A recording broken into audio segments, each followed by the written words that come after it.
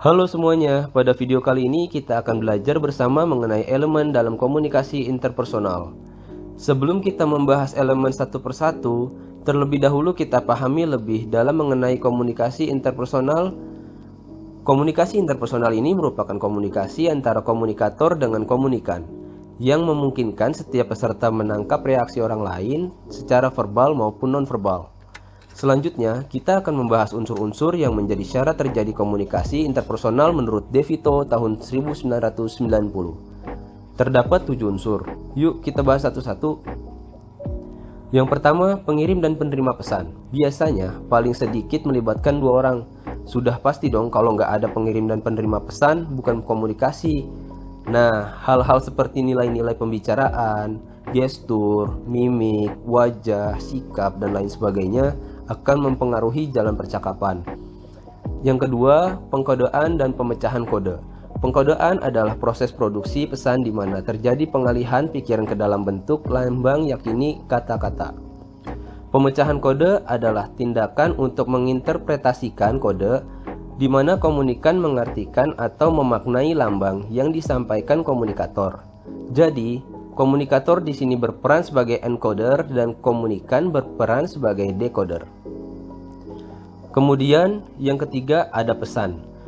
Pesan yang dimaksud adalah pesan yang mengekspresikan pikiran dan perasaan kita dikirim dan diterima baik berbentuk verbal maupun nonverbal. Kemudian ada yang namanya umpan balik atau feedback yang merupakan bentuk respon dan stimulus yang didapat. Yang keempat ada gangguan.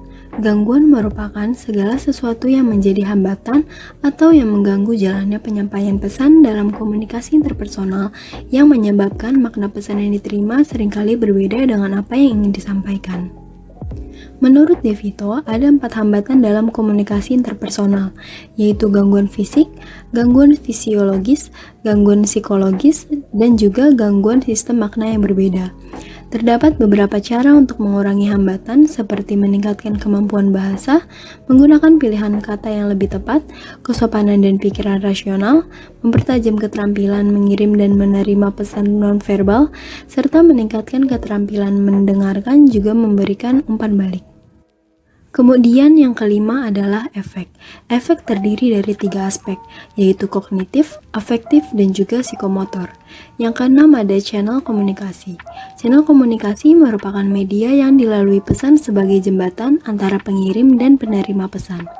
Dan unsur yang terakhir adalah konteks.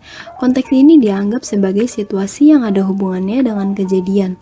Konteks ini terdiri dari 3 dimensi, yaitu fisik, sosial psikologis, dan juga temporal. Nah, baik, sekian penyampaian materi mengenai elemen dalam komunikasi interpersonal. Terima kasih karena sudah berkenan untuk menyimak dan mendengarkan. Semoga bermanfaat. Dadah!